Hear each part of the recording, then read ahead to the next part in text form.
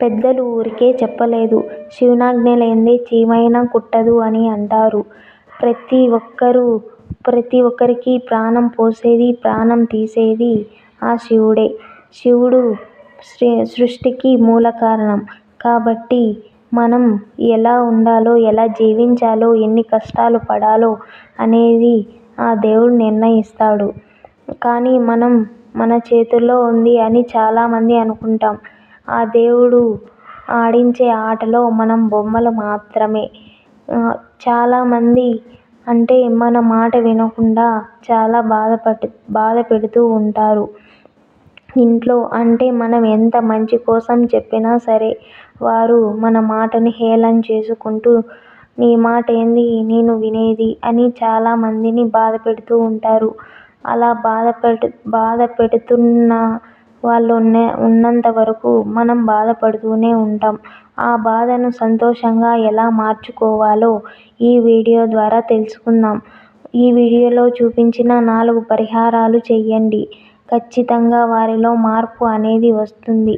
ఆ మార్పు నెలలోనే వస్తుంది. ఆ మార్పు వస్తే మీరు ఈ వీడియో మొత్తం చూసి మన ఛానల్ని సబ్స్క్రైబ్ చేసుకోండి. మీకు నచ్చితేనే సబ్స్క్రైబ్ చేసుకోండి.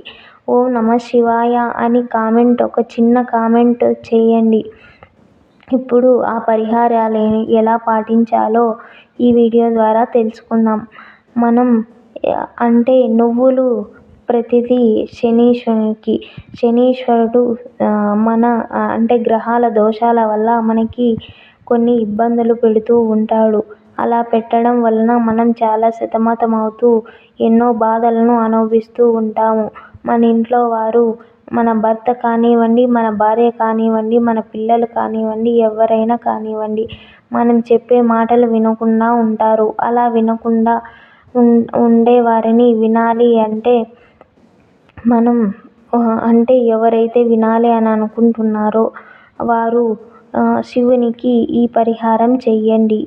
దానివల్ల ఖచ్చితంగా వారు మీ మాట వినాల్సిందే. కొన్ని నువ్వులను తీసుకొని ఆ శివుని అంటే శనివారం లేదా సోమవారం ఈ 2 రోజుల్లో శివాలయానికి వెళ్ళండి. అక్కడ శివుణ్ణి దర్శించుకొని శివలింగం మీద మీరు రాగి చెంబులో పాలు లేదా పెరుగు లేదా తేనె లేదా నెయ్యి ఈ 4టిలో ఏదైనా సరే మీరు రాగి చెంబులో తీసుకువెళ్ళండి. ఆ నువ్వులను శివుని లింగం పైన పెట్టి శివుని లింగం మీద పెట్టిన తర్వాత మీరు రాగి చెంబులో తీసుకుపోయిన వాటి ఏదైనా సరే ద్రవాన్ని ఆ లింగం మీద పోసి మీరు ఏ వ్యక్తి అయితే మార్పు చెంది మీకు అనుకూలంగా మారాలి అని అనుకుంటున్నారో ఆ వ్యక్తిని తలుచుకొని శివయ్యని వేడుకోండి. అలా వేడుకోవడం వలన ఖచ్చితంగా మార్పు అనేది 1 నెలలో వస్తుంది. అలా 4 శనివారాలు చెయ్యండి. అలా శివుని గుడికి వెళ్ళి అలా నువ్వులు పెట్టి చేసిన తర్వాత ఆ నువ్వుల గింజల్లో ఒక 5 గింజలు తీసుకురండి. 5 గింజలు తీసుకొచ్చి మీరు వండే అన్నంలో లేదా వారికి ఏదైనా పలహారం కానివ్వండి, మీరు ఏదైతే పెట్టాలి అని అనుకుంటున్నారో వాటిలో అది కలిపి వారికి తినిపించండి. అలా చేయడం వలన వారు ఖచ్చితంగా మీ మాట వింటారు. అంటే ఇదేమీ తప్పుడైతే కాదు. అంటే మందు అలా పెట్టడం అవేమీ కాదు. ఇలా నువ్వులు పెట్టడం వలన వారికి బుద్ధిహీనత తొలగి మీ మాట వినాలి అనే సంకల్పం దృఢంగా ఆ శివుడు చేస్తాడు. అప్పుడు వారు మీ మాట వినడానికి మీ మాట జవదాటకుండా ఉంటారు. అలా చేయడం వలన వారికి మార్పు అనేది వస్తుంది. 4 శనివారాలు లేదా 4 సోమవారాలు ఈ పరిహారం చెయ్యండి. తరువాతది రెండో పరిహారం పితృదేవతలు అంటే కొందరు పైన పితృదేవతలు మీ ఇంట్లో చనిపోయిన వారు బాధను అనుభవించడం వల్ల కూడా మీరు బాధ అనుభవిస్తూ ఉంటారు. వారు సంతోషంగా మిమ్మల్ని దీవించాలి అంటే రావి చెట్టు దగ్గరికి ఉదయం తెల్లవారుజామునే అంటే 6 గంటల సమయంలో వెళ్ళండి. అప్పుడు ఒక రాగి చెంబులో నీటిని తీసుకువెళ్ళి ఆ నీటిని ఆ రాగి చెట్టు వద్ద మొదలలో పోసేయండి. తరువాత కొంచెం బెల్లం పొడిని లేదా పంచదారను తీసుకువెళ్ళి అక్కడ చీమలు ఉంటాయి కదా వాటికి వేయండి.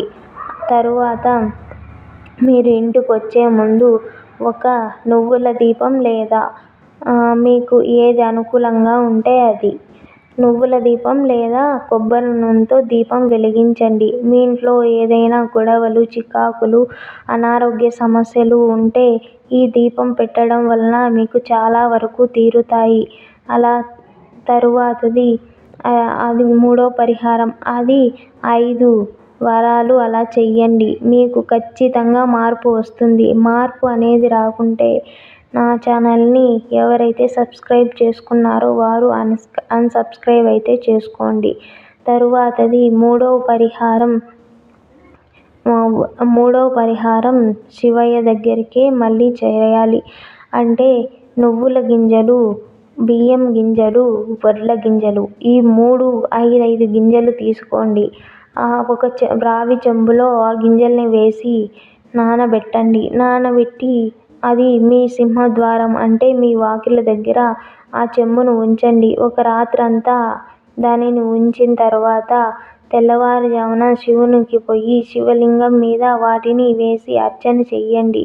అలా చేయడం వలన మీకు చాలా మంచి జరుగుతుంది. ఆ తరువాత వాటిని 2 గింజలు తీసుకొచ్చి మీరు ఏదైతే ఇవ్వాలి అనుకుంటున్నారో వాటిలో కలిపి పెట్టండి. మీకంతా మంచే